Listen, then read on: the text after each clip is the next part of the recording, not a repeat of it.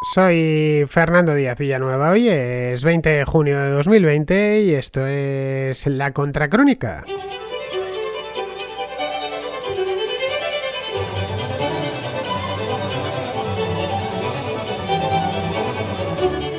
Bienvenidos a esta nueva edición de La Contraportada, el especial de libros. Bueno, no es tan especial porque lo hacemos 2 veces al mes, a semanas alternas, junto con el contraplano, que sería, por seguirlo de antes, el especial de cine, de películas y de series, documentales y demás. En este caso lo que hablamos es de literatura. Más concretamente, más que de literatura, sí, en general hablamos de libros concretos con nombre, apellidos, autor, título, etcétera. No los libros que yo quiero, ni tampoco los libros que quieren las editoriales, sino los libros que quieren los contraescuchas, los que estáis al otro lado del micrófono, que leéis, evidentemente, que algunos libros os gustan, otros os gustan algo menos y otros directamente no os gustan nada. Bien, lo ideal es que me enviéis los que os gustan, pero en el caso de que nos gusten también será bastante útil y así no tiraremos el dinero ni perderemos nuestro tiempo, que a menudo es bastante más valioso que el dinero, el tiempo. Así que esto consiste en eso mismo. Leéis un libro, os gusta o no os gusta, enviáis una nota de voz aquí a este programa, os doy el número, comentando el libro. Tenéis para hacerlo aproximadamente 2-3 minutos, se tiene que escuchar alto y claro, por supuesto, y me lo enviáis. Y yo cuando llega su momento, ya sabéis que esto va con algo de retraso porque sois muchos, pues ya lo meto, y en el caso de que me haya leído el libro, cosa que no sucede siempre, de hecho sucede solo de vez en cuando, pues nada, lo comento también y pongo mi granito de arena. Os dejo también el enlace para que podáis encontrar el libro y me encargo de seleccionar uno de ellos. El que he seleccionado esta semana lo estáis leyendo ahora mismo en el encabezado del programa. Bien, si queréis participar en la contraportada, lo cual os lo agradeceré yo mucho y os lo agradecerán más todavía a otros contraescuchas que se ponen a escuchar este programa solo para saber qué es lo que deben leer o lo que no deben leer, no tenéis más que enviar esa nota de voz al siguiente número que os voy a dar ahora. Apuntadlo bien. Es el 690-827909, con el más 34 delante si estáis fuera de España, para que me llegue bien. Bueno, pues con esto ya pasamos directos a la contraportada.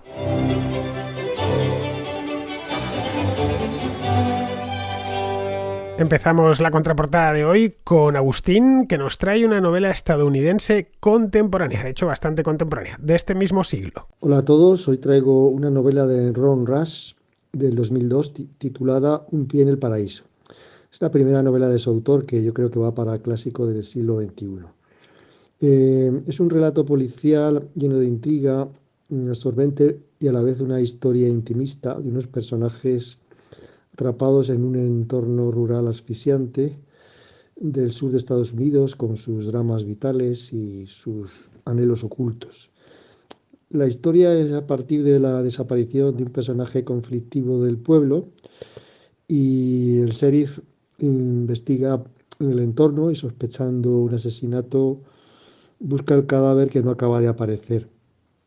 La estructura de la novela es singular, son 5 monólogos que se van sucediendo, el del sheriff, el de su ayudante, el marido, la esposa y el hijo, que van contando la historia desde su perspectiva y se va complementando la narración y armándose el rompecabezas de la trama.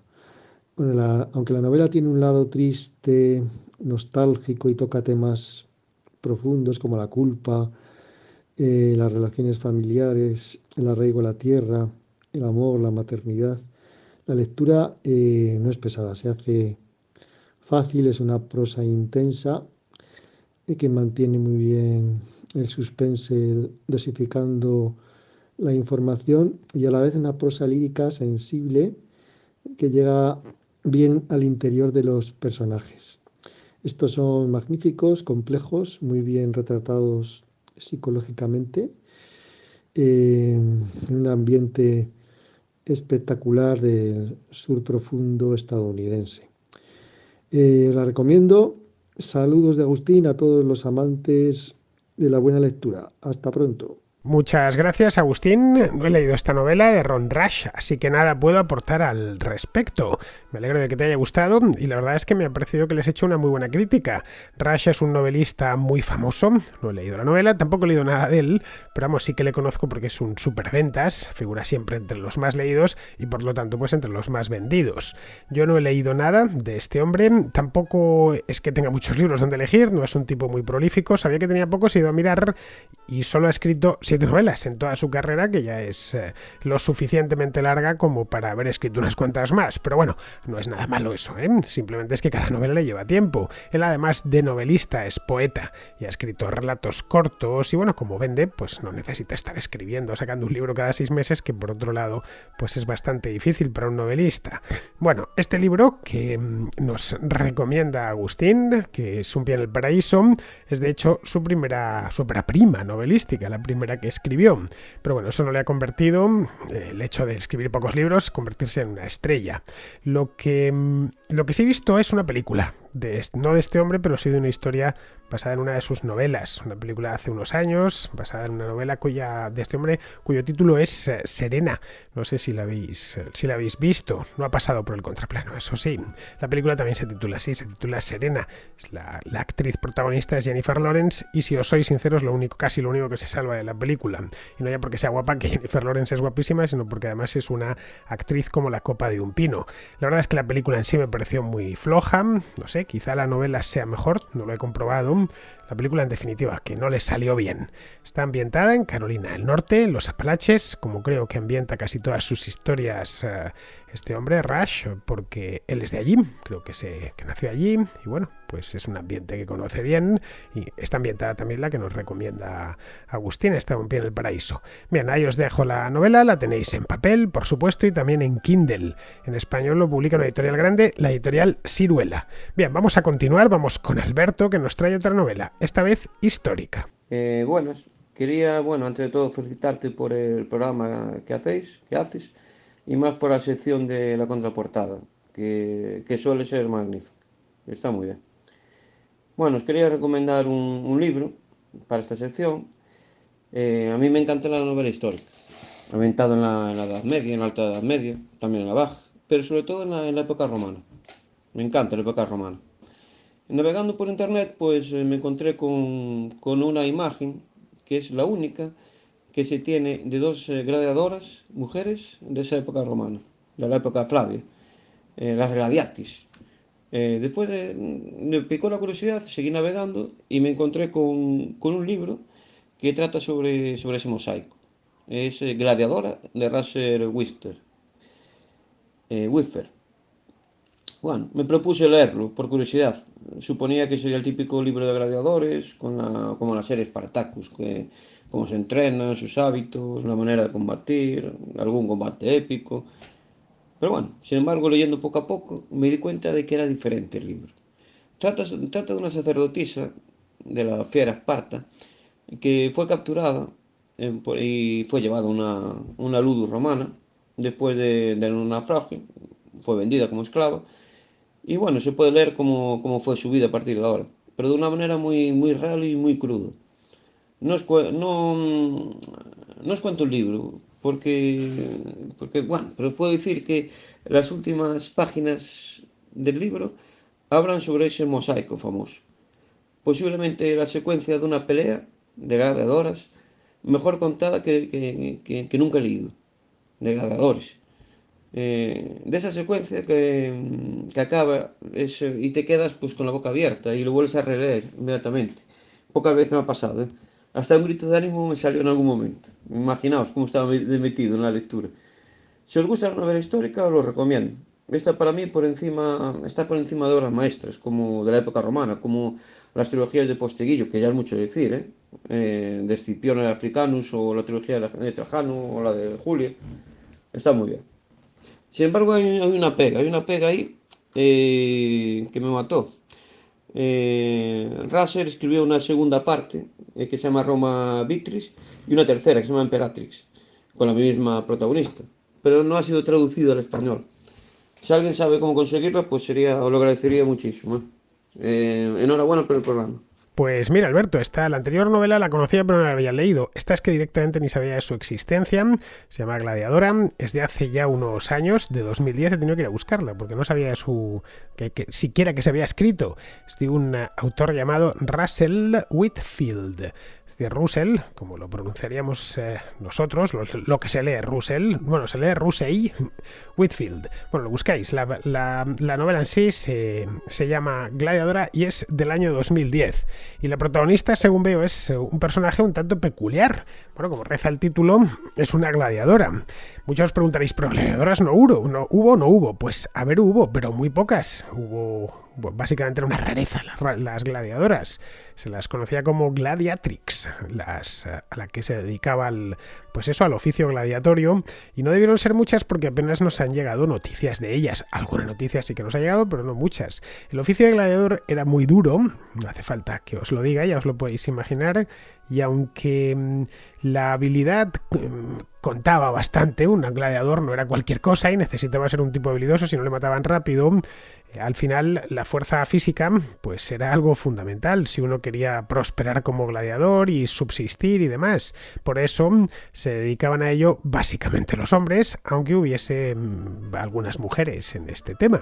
Generalmente eran gente de clase baja, gente que había llegado a Roma con una mano delante y otra detrás. La Roma de los Césares era una ciudad llena de inmigrantes, tenía 1 millón de habitantes, de los cuales la mayor parte no habían ni siquiera nacido en Roma, iban allá a buscarse la vida, entre otras cosas, como gladiador.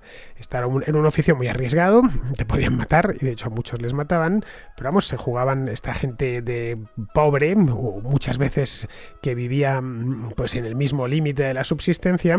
Cuando era joven, si veía que estaba en posición de meterse a este oficio, se jugaba la vida de esta manera, para conseguir dinero y conseguir fama. Un buen gladiador conseguía ambas cosas. Luego su esperanza de vida pues tampoco era muy larga, como os podéis imaginar, pero bueno. Bien, volviendo al tema de la gladiadora, de la novela esta de la que nos habla Alberto, no sé si esta gladiadora de la que habla aquí, he estado leyendo la sinopsis y al parecer pues era una sacerdotisa espartana llamada Lisandra, que naufraga en el Mediterráneo y que termina en Roma en manos de un tipo que tiene un ludus, que era una escuela de gladiadores llamado Lucio Balbo. No tengo ni idea si esta historia es real o es una historia imaginaria, pero vamos, el autor, me parece que, ya sea real o imaginaria, ha escogido un tema estupendo. Me parece un tema magnífico para una novela y también, ojo, no solo para una novela, sino también para una película. Bien, ahí os lo dejo, lo tenéis para Kindle, por cierto, también en papel. Para Kindle cuesta 7,5 €, 7,59 exactamente, y lo publica una editorial que se llama La Factoría de Ideas. Entiendo que sigue disponible porque aquí en Amazon me están diciendo que me lo envían a casa, así que, y en Kindle por supuesto que está disponible. Bueno, sí queda uno en stock, me está diciendo en este momento. Comprar nuevo, 28,90 en papel. En Kindle evidentemente pues no hay problema de stock, pero vamos, que aunque tiene el libro ya 10 años, se publicó en enero de 2010, sigue a la venta, así que entiendo que aunque yo no lo conociese, pues tendrá sus seguidores. Bien, pues yo creo que con esto podemos ir ya pasando al libro de la semana.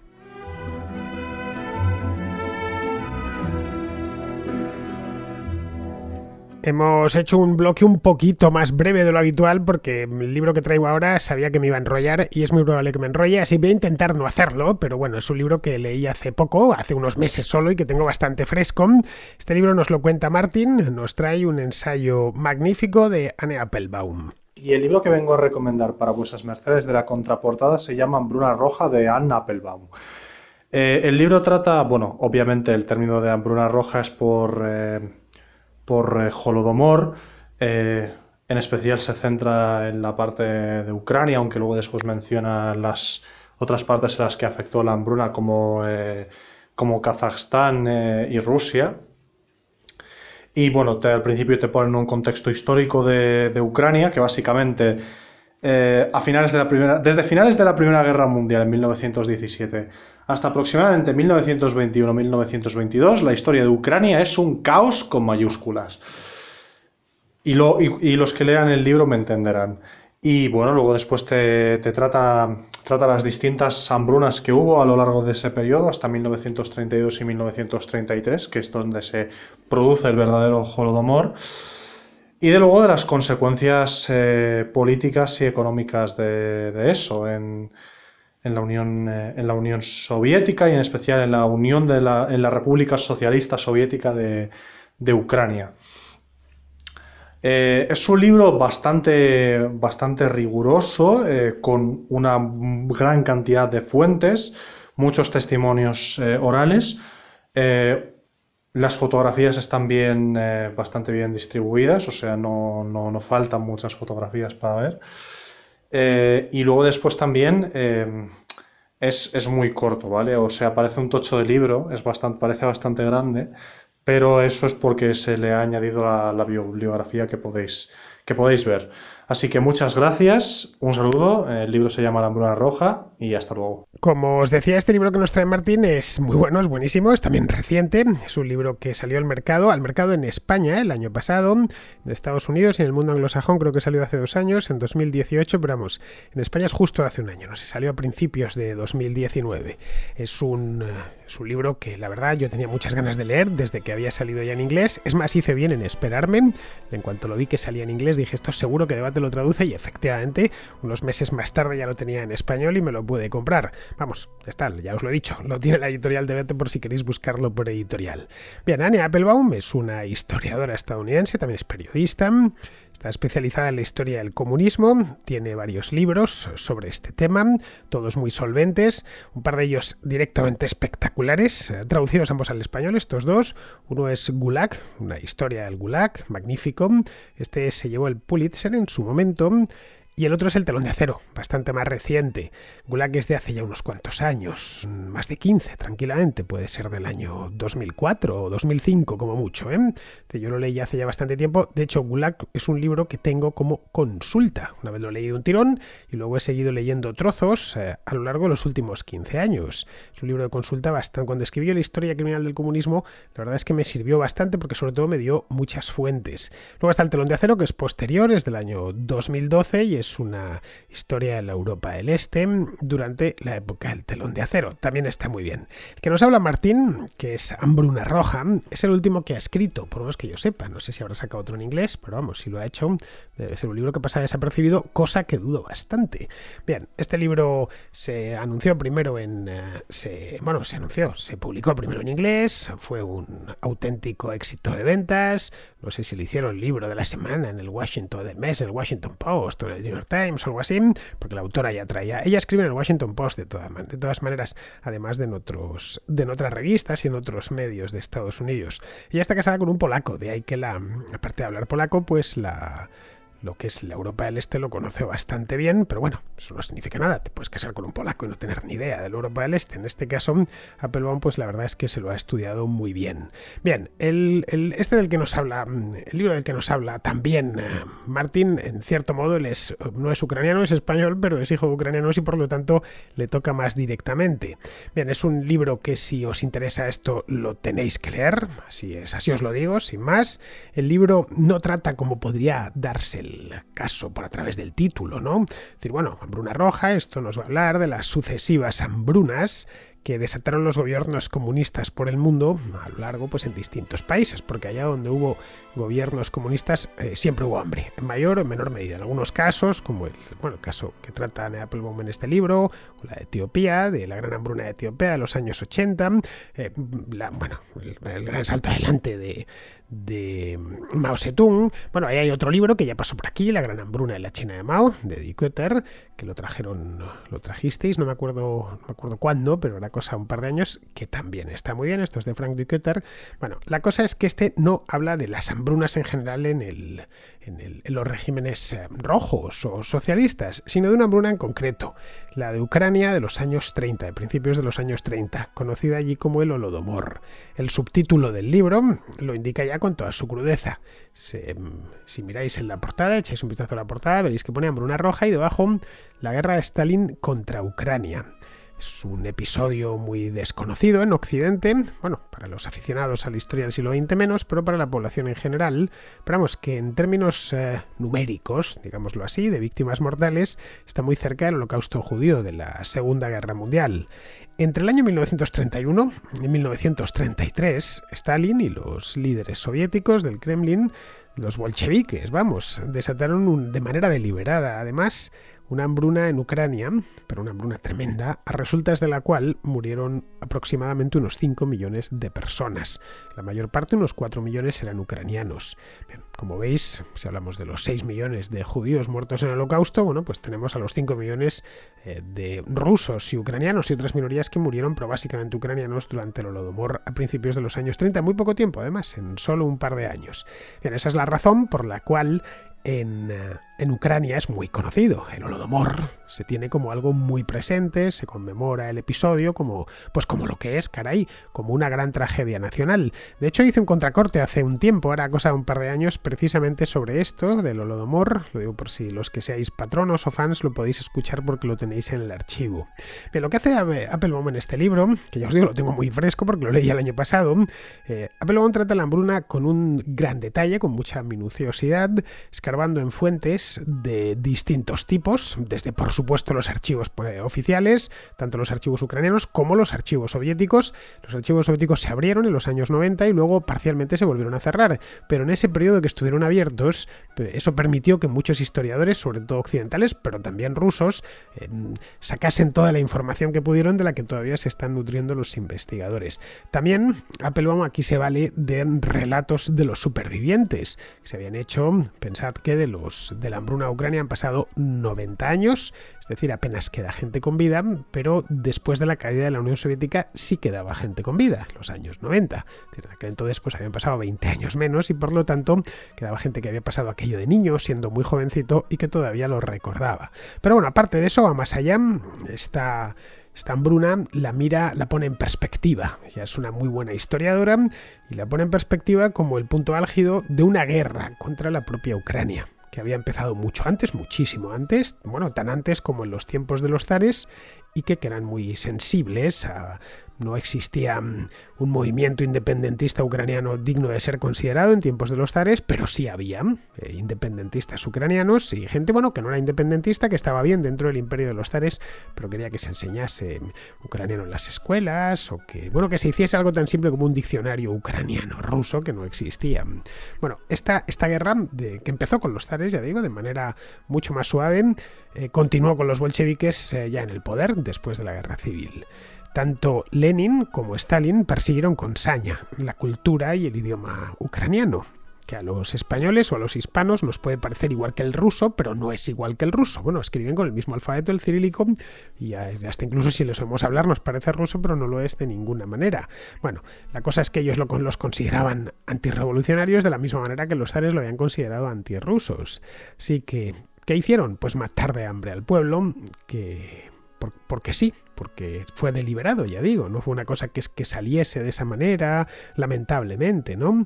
Es decir, aparte de eso, de matar de hambre al pueblo, eliminaron de manera muy concienzuda sus élites políticas, las intelectuales, también las culturales, con la idea de descabezar al pueblo ucraniano y de eliminar la misma idea de Ucrania. Esto los soviéticos lo trataron de hacer también en Polonia. La matanza de Katyn tiene eso de trasfondo, ¿no? Pero bueno, la cosa es que la idea que tenía Stalin de Ucrania era que simplemente iba a estar sometido a la URSS y era servir de granero, pero claro, antes había que rusificarla. El momento cumbre de esta guerra es cuando en el año 1929 Stalin decreta la colectivización forzosa del campo. Los campesinos ucranianos fueron obligados a abandonar sus pequeñas parcelas y a trasladarse a granjas colectivas que se llamaban kolhoses. Luego eran cooperativas, luego estaban los sovkhozes, que dependían directamente del Estado. Bueno, antes de eso debían entrar a su tierra, las reservas de grano, de lo que tuviesen, sus animales de granja, por supuesto, debían entregárselas al Estado y automáticamente pues trasladarse a trabajar para el propio Estado en esas cooperativas. Para implantar esta reforma se recurrió pues a todo lo peor, a la requisa forzosa, y al que se oponía pues o le fusilaban allí mismo o era deportado a otra parte de la Unión Soviética. En ocasiones se llevaba a deportar a pueblos y aldeas enteros. subían en trenes y se les enviaba a Siberia o a otra parte o a las estepas. Muchos de ellos morían de hecho por el camino.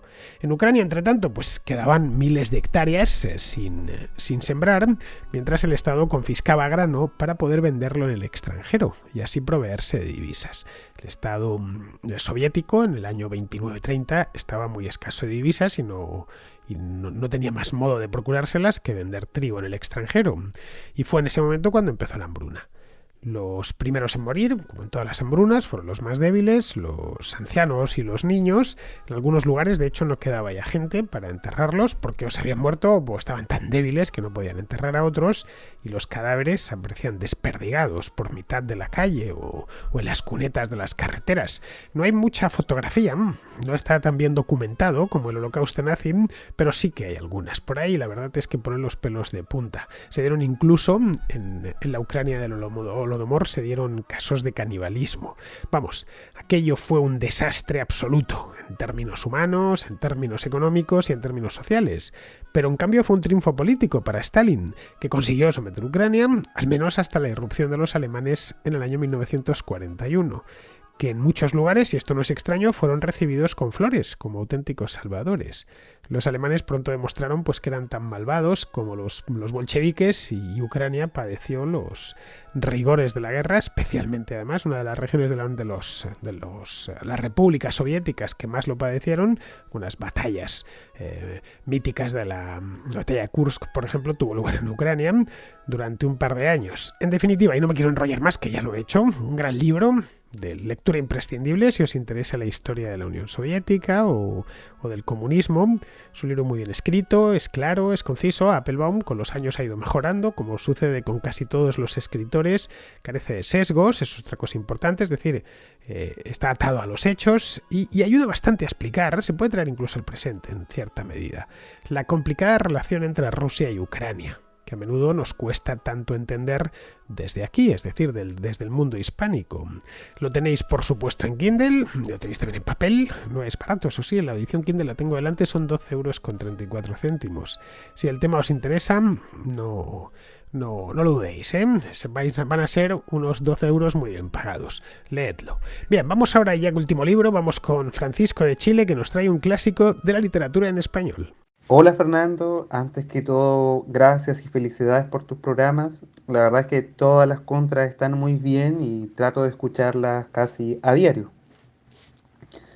Me quería referir a La Araucana, que es un poema épico escrito por don Alonso de Ercilla y Zúñiga y publicado entre los años 1569 y 1589, en el cual se narra la primera etapa de la guerra del Arauco, que fue el enfrentamiento entre españoles y mapuches o araucanos por la conquista del sur de Chile, o en palabras del mismo autor se va a narrar el valor, los hechos, las proezas de aquellos españoles esforzados que a la cerviz del Arauco no domada pusieron duro yugo por la espada. En esta guerra el autor participó directamente como soldado, así que nos entrega de primera mano noticias sobre batallas, enfrentamientos, algunos nombres de soldados araucanos que al día de hoy son verdaderos héroes nacionales acá en Chile. Es más, esta obra Cervantes afirmó que se trataba de una de las más ricas prendas de poesía que tiene España. Así que nada, estaría bien si que fuera posible que te refirieras brevemente a ella y la verdad es que recomiendo que la lean para interiorizarse en lo que fue la conquista de acá de Latinoamérica y, y nada, para que sepan los inmensos trabajos padecidos, la sed, hambre, calores y fríos, la falta irremediable de vestidos que sufrieron los españoles para conquistar esta tierra y bueno, agregarnos a su cultura y a sus costumbres. Así que, bueno, un saludo y muchas gracias. Bueno, esto, Francisco, lo he dicho, no sé si a otros chilenos, pero sí a otros hispanoamericanos. A ver, los españoles sois vosotros, Francisco. Fueron vuestros antepasados quienes conquistaron Chile, no los míos. Los míos se quedaron en España. Habláis de los españoles en tercera persona, como si, no sé, en 1820 o en 1825 se hubiesen embarcado todos de vuelta a la península ibérica, y te aseguro que lo hicieron, se quedaron allí. Se quedaron porque además, entre otras cosas, tenían allí su vida y aquello lo consideraban su país, ¿no? Bien, así que la Araucana, que es un poema que narra los hechos de tus antepasados, que llegaron allí a mediados del siglo XVI y crearon un nuevo país, al que llamaron Chile, y que primero fue una capitanía general dependiente de Lima y luego, posteriormente, una república. Entre medias, pues ¿qué hicieron? Se mezclaron con la población local, fundaron ciudades, en fin, crearon un país que no existía. Bueno, y en algunos casos combatieron también a la población local. Y eso es lo que cuenta Alonso Ercilla, que por cierto era madrileño, como yo, él nació en Madrid, es lo que cuenta en La Araucana, que se publicó en 3 volúmenes y que fue la primera relación de conquista. Se habían hecho otras antes, pero en este caso la primera redactada de un modo artístico. Lo hizo en verso, en octava real concretamente. Es un tipo de estrofa muy renacentista que consiste en rimar versos de 11 sílabas, vamos, de decasílabos. Esa es la razón por la que leer La Araucana es una auténtica delicia para los sentidos. Ercilla, que era una persona culta que se había formado en la corte, él había sido paje de Felipe II, se esmeró en contar lo que él había visto, porque él participó en la conquista de Chile, y que además de contarlo, pues que resultase bonito para leer y se pudiese memorizar, ¿no? Según tengo entendido, ningún inglés hizo nada ni remotamente parecido en Norteamérica. Llegaron, levantaron sus casas de madera, sus iglesias de madera, y bueno, y constituyeron comunidades de puritanos que solo leían la Biblia. Así que, en fin, no es por nada, ya lo suelto directamente, pero no encontraréis en el mundo anglo nada parecido a La Araucana. Bien, leer La Araucana es gratis, porque los derechos de Alonso Ercilla vencieron hace ya siglos. Os dejo el enlace de la biblioteca virtual Miguel de Cervantes para que la descarguéis, el ebook, en vuestro Kindle, y bueno, lo podéis comprar en papel también, aunque en ese caso ya no es gratis porque el papel lo tiene que pagar alguien, ¿no? Pero vamos, no quiero irme sin leeros un fragmento del primer canto, cuando tiene varios cantos, 15 creo, y el primero de ellos cuando describe Chile. Dice lo siguiente: Chile, fértil provincia y señalada en la región antártica famosa, de remotas naciones respetada por fuerte, principal y poderosa. La gente que produce es tan granada, tan soberbia, gallarda y belicosa, que no ha sido por rey jamás regida, ni a extranjero dominio sometida. Es Chile norte-sur de gran longura, costa del nuevo mar del sur llamado. Tendrá del este al oeste de angostura 100 millas, por lo más ancho tomado. Bajo del polo antártico en altura de 27 grados. Prolongado hasta todo el mar océano y chileno, mezclan sus aguas por angosto seno. Como veis, auténtica brella. Pues bueno, así es todo. Bien, pues con esto me he pasado naturalmente de tiempo, pero creo que merecía la pena. Aparte, si se trae aquí La Araucana, no puedo dejaros de leer al menos unos versitos. Bien, pues con esto, queridos amigos, y termino ya, me despido de vosotros. Hasta mañana.